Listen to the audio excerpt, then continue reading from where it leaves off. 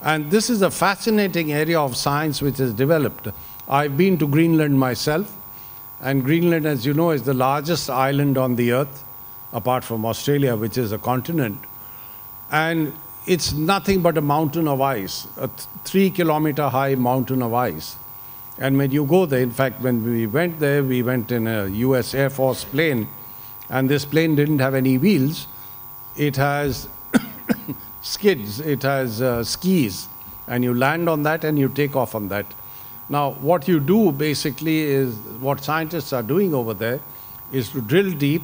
They go to the ice cores, and those cores date back tens, hundreds of thousands of years, and they have little bodies of trapped air, so you can easily assess how much carbon dioxide and other gases existed 600,000 years ago. And on the basis of that, we have come up with this statement, which I've just placed before you.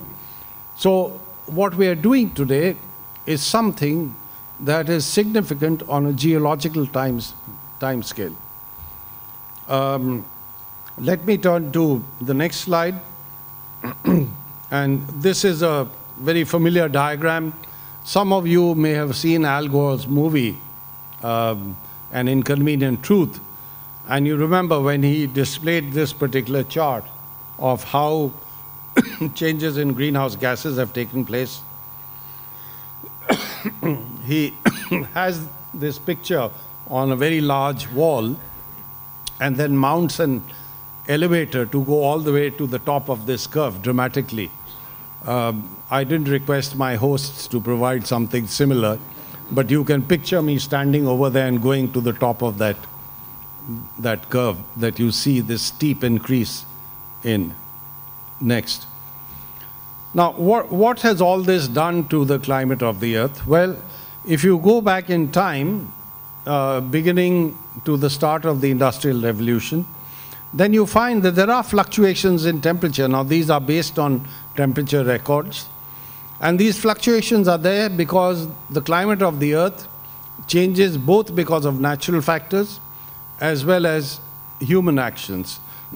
So you see these fluctuations. But what is particularly important is that in the last 100 years, and more so in the last 50 years, the slope is much steeper. That means the increase is now getting much faster.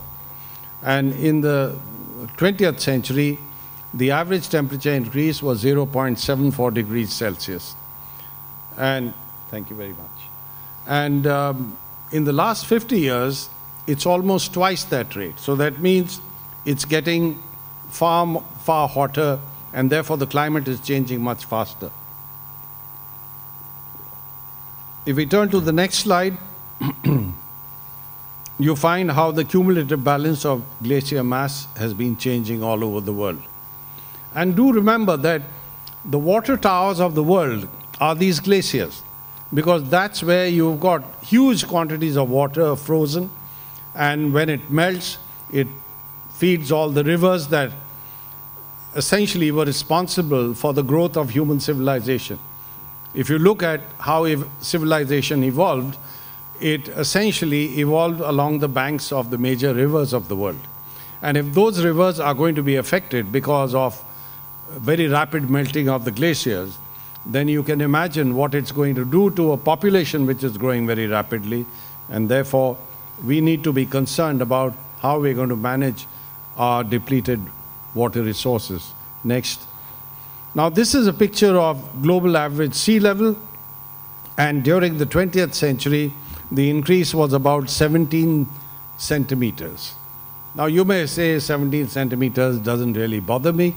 Well, it should bother us simply because even before areas get submerged, storm surges and extreme precipitation events with a higher sea level will cause much more damage than if the sea level had remained stationary. So this is something to be concerned about. This is something that affects small island states, low-lying areas, possibly even Penang. So we need to be concerned about this. An example I can give you is of a poor country, Guyana, in the Caribbean. on the northern tip of South America. Parts of that country are below sea level. Now, they have a kind of a wall, nothing as strong, nothing as formidable as the dikes in the Netherlands, but that wall keeps water out most of the time. But every time you have a bad weather event, then the water just spills over the walls and fills up all the homes everywhere and causes a lot of problems and damage. So sea level rise is something that affects several parts of the world, and we need to be concerned about it. Next. Just a quick summary of the fact that it's odd that the UN Framework Convention on Climate Change came into existence in 1992, but emissions of greenhouse gases continue to grow. There has been no let-up in that, and this is something that clearly shows that the world is not doing what it had committed itself to do in the UN Framework Convention on Climate Change. Next. What would be the increase in global average temperature during this century? Well, our projections in the IPCC indicate that temperature increase could be anywhere from 1.1 to 6.4 degrees Celsius. Essentially because, you could have variations in economic growth, in new technology development, and all kinds of other factors. So this is the range that we might end up with at the end of the century. However, in order to focus on two particular what we call best estimates, we have come up with the best estimate of 1.8 degrees Celsius at the lower end and 4 degrees Celsius at the upper end. Now, this in itself can cause some very serious problems if we allow trends to continue, even for the lower best estimate that we might be able to hit. Next. Now, sources of global CO2 emissions are shown over here. As you would see, electricity plants account for the largest share. Industry is also an important part. Road transport is growing very rapidly. And therefore, clearly, we need intervention in all these sectors to be able to bring about a reduction in emissions. Next. And I've already mentioned some abrupt and irreversible impacts that we need to be concerned about. Partial loss of ice sheets on polar land could lead to change of geography of the whole planet.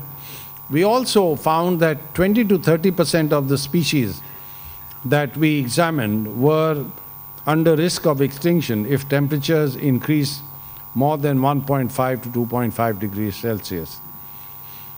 And the large-scale and persistent changes in the meridional overturning circulation, which is what you call the Gulf Stream, can also cause some major problems, not only in terms of temperature changes in Europe, but also for marine life in the Atlantic in particular. Next.